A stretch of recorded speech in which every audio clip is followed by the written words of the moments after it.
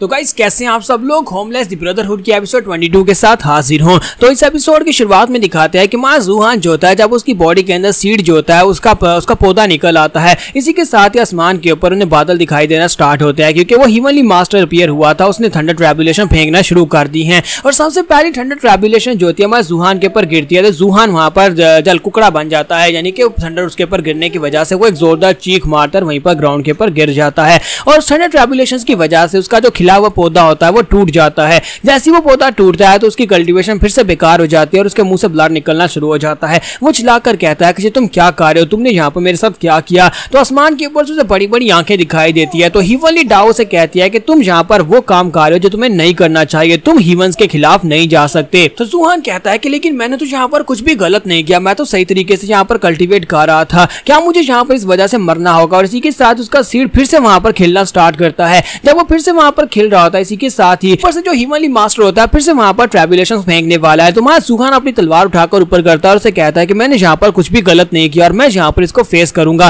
तुम दोबारा से मेरे पर ट्रैबुलेशन नहीं फेंकोगे। जबकि वो हिमनली डाउ मास्टर से कहता है कि सबसे पहली गलती तो ये थी कि तुमने यहाँ पर अपनी बॉडी के अंदर इतने खतरनाक सीड को क्यों बनाया है। ये सीड जो है इसकी वजह से पहले भी बहुत सारी चीजें डिस्ट्रॉय हो चुकी है और तुमने दोबारा से इस सीड को अपनी बॉडी के अंदर बनाया। और दूसरी गलती तुमने ये की कि तुमने यहाँ पर इस डीमन स्वॉर्ड को अपने हाथ में क्यों पकड़ा और साथ ही तुम उस कैंग-हाई ल्यू के डिसाइपल क्यों बने जो कि एक बहुत ही घटिया इंसान। और तीसरा गुनाह तुमने जो यहाँ पर किया है वो ये है कि तुमने यहाँ पर इस तलवार को उठाकर मेरे सामने करके मुझे चैलेंज किया है। क्या तुम्हें नहीं लगता कि तुम्हें हिमनली मास्टर को चैलेंज नहीं करना चाहिए और इसी वजह से अब तुम्हें यहाँ पर सजाए मौत दी जाती है, तुम मरने वाले हो। और इसी के साथ वो फिर से थंडर ट्रैबुलेशंस के ऊपर फेंकना शुरू करते हैं। जबकि हमारा जूहान उसे अपना अंत दिखाई दे रहा होता है। जूहान वहां पर अपना पास देखता है जहां पर वो छोटा बच्चा था और पहली बार वहां पर अपने आप को बेचने के लिए हेलशुरा क्लैन में आया था और उसके बाद उसके मास्टर ने अपना सैक्रिफाइस करके उसको एक बाजू दिलाया था। तुम्हारा जूहान कहता है क्या मैं यहाँ पर मरने वाला हूँ। मास्टर ने कहा था कि अगर हम यहाँ पर स्ट्रॉन्ग बनना चाहते हैं तो हमें हीवंस को डिफाई करना होगा, यानी कि हीवंस के रूल को मानने से मना करना होगा।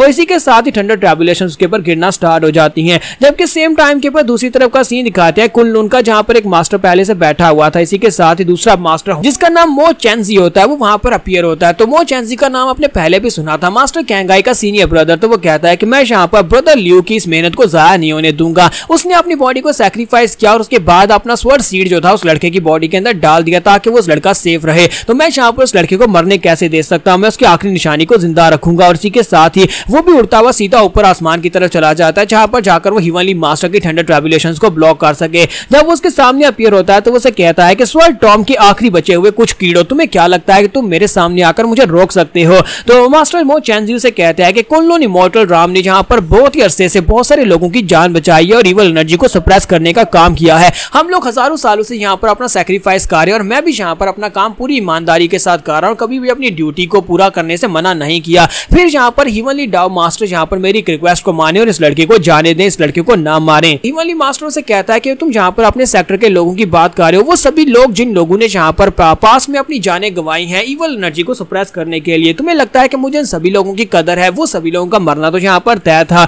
और तुम यहाँ पर मुझे रोक नहीं पाओगे। और इसी के साथ ही वो वहां पर थंडर ट्रैबुलेशंस भेज देते हैं। जबकि मास्टर मो चेंजी जो होते हैं उसे कहते हैं तो फिर मुझे यहाँ पर तुमसे फाइट करनी होगी। और इसी के साथ ही मास्टर मो जो होते हैं अपनी एनर्जी के साथ उसको ब्लॉक करते हैं और साथ ही उसे कहते हैं कि मैं मो चेंजी यहाँ पर अपने स्वर्ड टॉम के 60 साल में यहाँ पर काम किया और बिल्कुल सही तरीके से काम किया, लेकिन आज फाइनली यहाँ पर अपना सैक्रिफाइस देकर मैं इस लड़के को बचाना चाहता हूँ जिसकी बॉडी के अंदर मास्टर ल्यू का सीड है। उसी के साथ ही वो अपनी पावर्स को यूज करते हैं तो आसपास से गड़ी हुई जितनी तलवारें होती हैं वो सारी की सारी उड़कर वहां पर चली जाती हैं क्योंकि वो यहाँ पर इमॉर्टल राम की फोर्सफुल पावर्स को यूज कर रहे होते हैं जो कि फॉरबिडन टेक्निक होती है। तो दूसरे मास्टर जो होते हैं वो कहते हैं कि इसने यहाँ पर कुन-लुन से सारी तलवारों को अपनी तरफ बुला लिया है, लगता है कि यहाँ पर अपना सैक्रिफाइस देने वाला है। तो मास्टर मो चेंजी वहां पर अपने सोल एसेंस को यूज कर देते हैं ताकि वहां पर हिमनली मास्टर के ट्रैबुलेशंस को ब्लॉक कर सकें। एक तरफ से तलवारें आगे बढ़ती है, दूसरी तरफ से थंडर ट्रैबुलेशंस आगे बढ़ती है, दोनों एक दूसरे के साथ टकराती हैं। तो वहां पर दोनों के टकराने के साथ ही दिखाते हैं मास्टर मो चेंजी की बॉडी पैरिश हो जाती है। मास्टर मो चेंजी वहां पर अपना सैक्रिफाइस दे देते हैं और इसी के साथ ही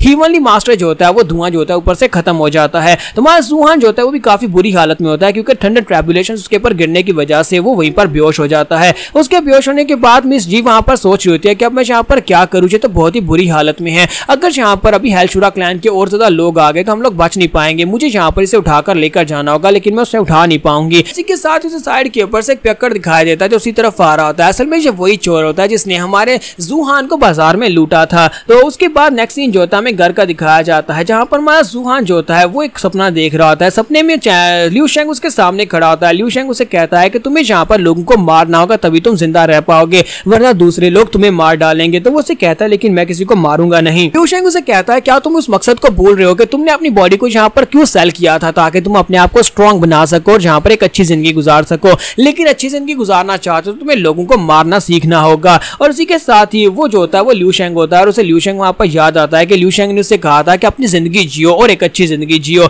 और जैसे ही वो बंदा अपने सर के ऊपर से अपना मुखौटा उतारता है तो उसके सामने लिू शेंग खड़ा होता है। वो चिल्लाकर उसे कहता है कि ब्रदर लिू शेंग, लेकिन वहीं पर वो धुएं में गायब हो जाता है, जिसके साथ ही हमारे जूहान को होश आ जाती है। वो उठकर बैठ जाता है तो मिस जी उसके पास ही बैठी होती है और उसे कहती है फाइनली तुम्हें होश आ ही गई। तुम्हारा जूहान कहता है लगता है कि मैं कोई सपना देख रहा था। फिर साथ ही वो उसे पूछता है कि ये कौन सी जगह और हम लोग यहाँ पर कैसे आए। मिस जी उसे कहते हैं कि उस दिन जब तुम्हारे पर ठंडर ट्रैबुलेशंस गिर रही थी, अचानक से ठंडर ट्रैबुलेशंस गिरना बंद हो गई और उसके बाद तुम बेहोश हो गए। मुझे यहाँ पर किसी की मदद लेनी पड़ी। ब्रदर चू ने मेरी मदद की और ब्रदर चू ही तुम्हें उठाकर यहाँ तक लाने में मेरी मदद किया और हम दोनों यहाँ पर इस वक्त ब्रदर चू के घर पर हैं। वहाँ जूहान कहता है कि अब ये ब्रदर चू कौन है, तो वो उसे कहता है कि वो इस गाँव में रहने वाला एक हंटर है। यहाँ पर तुम्हारी बॉसदा केयर की जब तुम यहाँ पर बेहोश थे। वैसे भी ये जगह लिंगलोंग पवेलियन के बॉसदा करीब है। हम लोग यहाँ पर से निकलकर सीधे वहाँ पर चले जाएंगे और थोड़ी देर के लिए तुम यहाँ पर रुककर वेट कर लो क्योंकि तुम्हारी बॉडी अभी पूरी तरह से हील नहीं हुई। जूहान उसकी बातें सुनने के बाद हैरान होता है कि यहाँ पर उस ब्रदर चू की इतनी तारीफें क्यों कर रही है, जो ब्रदर चू है कौन। और उसी के साइड के ऊपर से ब्रदर चू निकल कर आ जाता है और उसके लिए वहाँ पर सूप बनाकर लाया होता है, चिकन का सूप।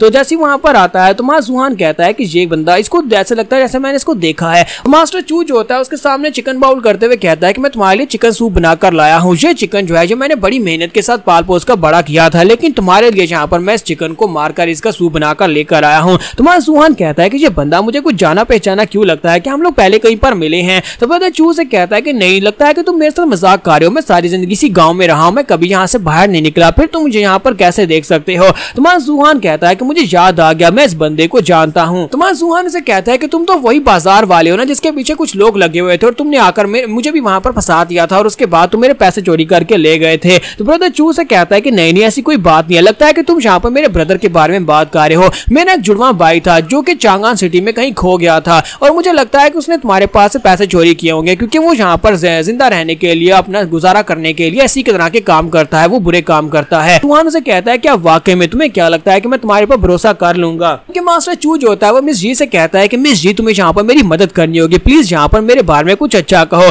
तो मिस जी जो होती है उसकी तारीफें करना शुरू कर देती है और कहती है मुझे लगता है कि इसके ब्रदर ने तुम्हारे पास से पैसे चोरी किए होंगे, ये तो बहुत ही अच्छा इंसान है, तुम्हें इसके बारे में इस तरह की बात नहीं करनी चाहिए। जबकि वहाँ जूहान उन दोनों को घूर घूर कर देख रहा होता है कि आखिर इन दोनों के दरमियान में क्या चल रहा है जिसकी वजह से यहाँ पर ब्रदर चू का साथ दे रही है जो कि असल में एक चोर है। तो यहाँ पर हमारी एपिसोड 22 का एंड होगा और नेक्स्ट एपिसोड में देखेंगे कि ब्रदर चू और मिस जी के दरमियान में ऐसा क्या है और साथ ही क्या ये सेफली लिंगलोंग पवेलियन में पहुंच पाएंगे और वहां पर पहुंचने के बाद क्या होगा। एपिसोड की एक्सप्लेनेशन अच्छी लगी हो तो कमेंट करके जरूर बताइएगा। वीडियो को लाइक करना मत भूलिएगा। Thank you.